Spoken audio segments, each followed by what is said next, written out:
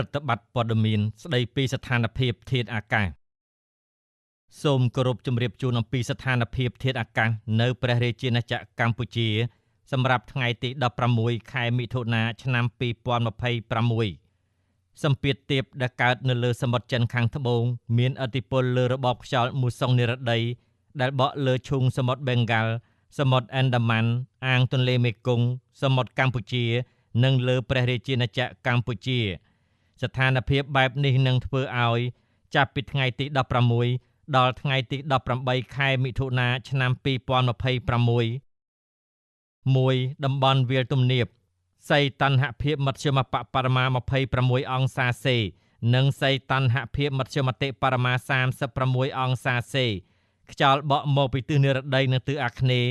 មានល្បឿនមធ្យម3ម៉ែត្រក្នុង1វិនាទី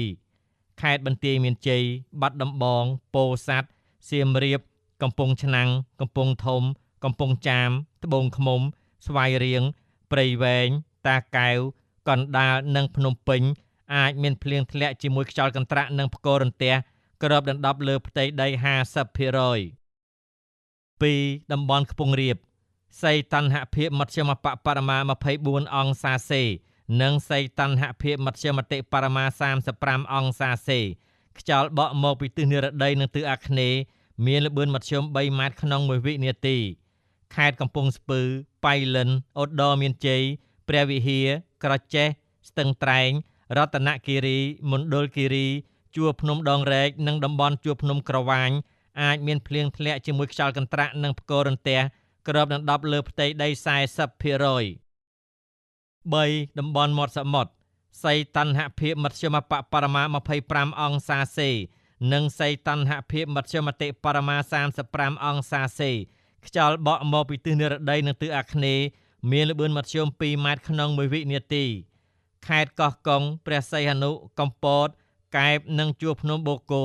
អាចមានភ្លៀងធ្លាក់ជាមួយខ្យល់កន្ត្រាក់និងផ្គររន្ទះគ្របដណ្ដប់លើផ្ទៃដី 30% រលកសមុទ្រមានកម្ពស់មធ្យមបរិមា0.50 ម៉ែត្រ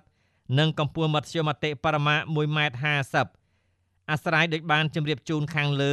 សូមសាធារណជនទទួលជ្រាបជាព័ត៌មានការផ្សាយរបស់ក្រសួងធនធានទឹកនិងឧតុនិយមថ្ងៃទី16ខែមិថុនាឆ្នាំ2026សូមអរគុណ